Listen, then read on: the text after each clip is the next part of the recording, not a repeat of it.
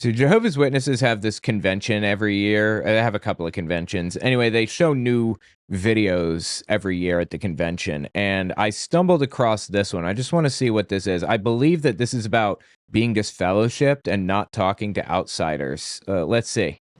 Bethel's nice, but you have to think about your future. If people could hear your truth, you would be an encouragement to so many people. When I was your age, they told me all the time that the end could come tomorrow.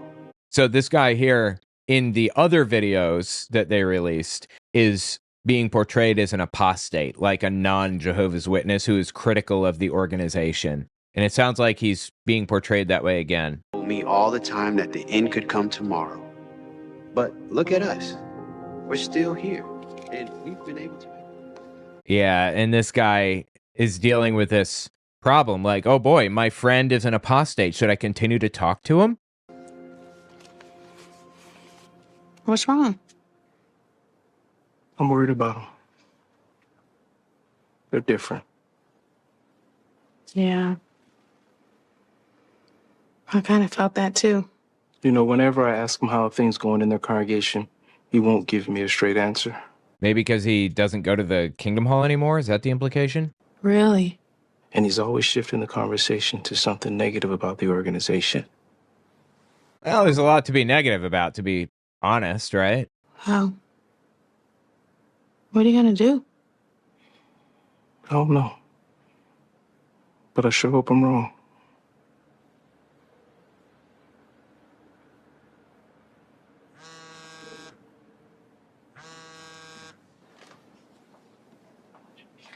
Hey, Justin, I want you to read this article I just sent you. It's gonna change the way you see the organization. Uh-oh, he's telling him to look at apostate material. Get back to me. So now he's in a moral struggle. Do I look at this apostate material?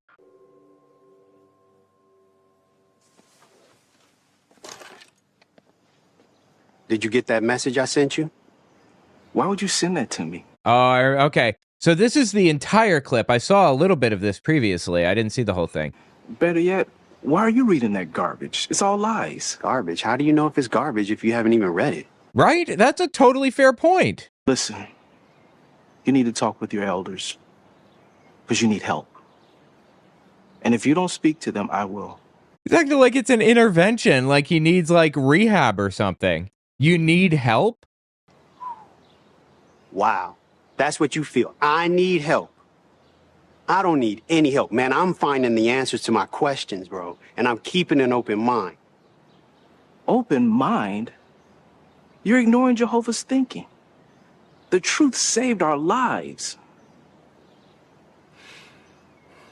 You notice how they call it the truth? I still find ex-Jehovah's Witnesses out there in the wild saying the truth all the time. It's just the nickname they've given to the organization. It gets in you deep, man. I called it the truth for a long time. It's not.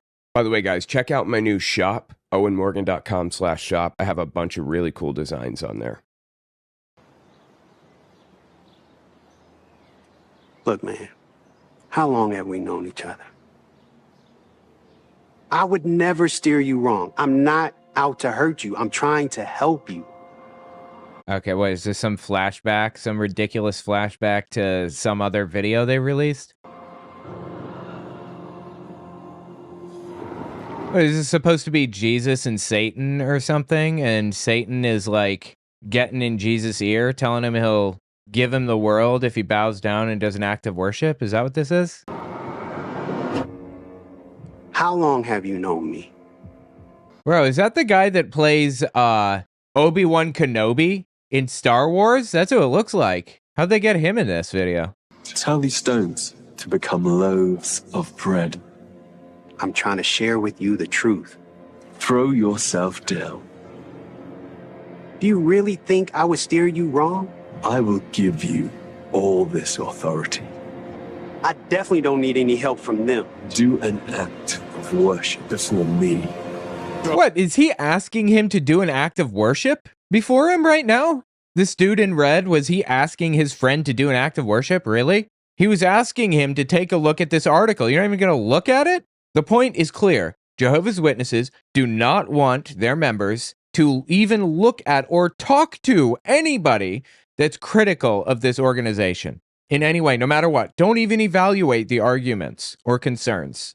I don't understand how they keep such an iron grip on people. I mean, having come out of it myself, I remember that iron grip. I remember being concerned about losing friends and family and everything else. But it's wild to me that, like, they shut their minds off. They don't just decide to pretend to believe. They decide to believe it actively. Like, they decide, I'm not even going to question it because there's a risk if I do.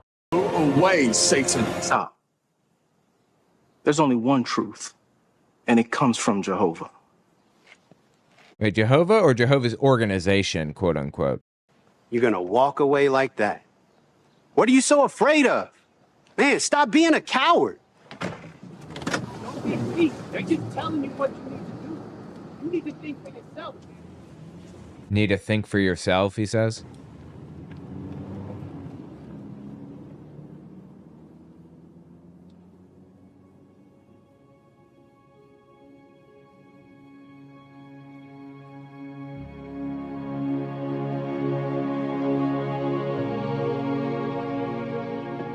If you're listening and not watching, angels come to save Jesus, and this guy's looking at his family because he gets to keep them. The message is clear, right? If he was being forced to choose between his friend and his family. If he chose his friend to listen to what he had to say, he would lose his family. It's an artificial problem created by the organization that shouldn't exist. Sign up for my Patreon. I'd really appreciate that very much. It would mean so much to me.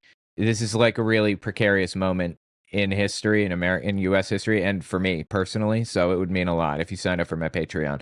Check out cultarchive.org. I did a cult test, basically, where you can see if you're in a cult, and you can look at the historical tests of other groups that already went through this. Also, check out my merch. I have a whole bunch of really cool shirts and stuff. Really interesting. I would really appreciate that. For it is written, it is Jehovah your God you must worship. And it is to him alone you must render sacred service.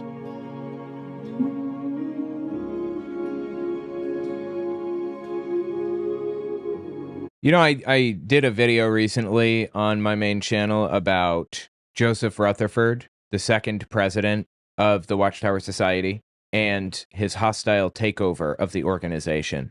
And I talked about how he took it over and turned it into an authoritarian dictatorship, effectively. It previously ran democratically. Charles Taze Russell, the founder, was democratically elected. And when he died, Halloween night, 1916, Joseph Rutherford kicked into gear his hostile takeover, fired the board members that were opposed to him and replaced them with new people, with loyalists. And authoritarianism just swept right through the entire system. Joseph Rutherford even wrote a letter to Hitler telling him that he admired his tactics and his beliefs about the Jews and everything else. Unfortunately for Joseph Rutherford, authoritarians don't tend to like other authoritarians very much because they view each other as a challenge to their power. So Rutherford was forced to side against Hitler, even though he used the same techniques to radicalize and seize control of his little group. And that the reverberations from that power struggle can be felt to this day in the organization, in Jehovah's Witnesses. The authoritarian crackdown, the removal of democratic systems in the organization reverberate through the organization today, forcing people to believe what you want them to believe. And if they don't, then they lose everything and everybody they've ever loved. That's the MO of the Jehovah's Witness organization, largely thanks to Joseph Rutherford. Anyway, tell me what you think about it in the comments. I found it fascinating how Jehovah's Witnesses view Rutherford today. They're very positive about him. They believe he's a really good guy. Same with Charles Taze Russell. They believe he's a really good guy. And it's wild to look at their interpretation of the history and compare it to the actual history of the organization. Yeah, tell me your thoughts.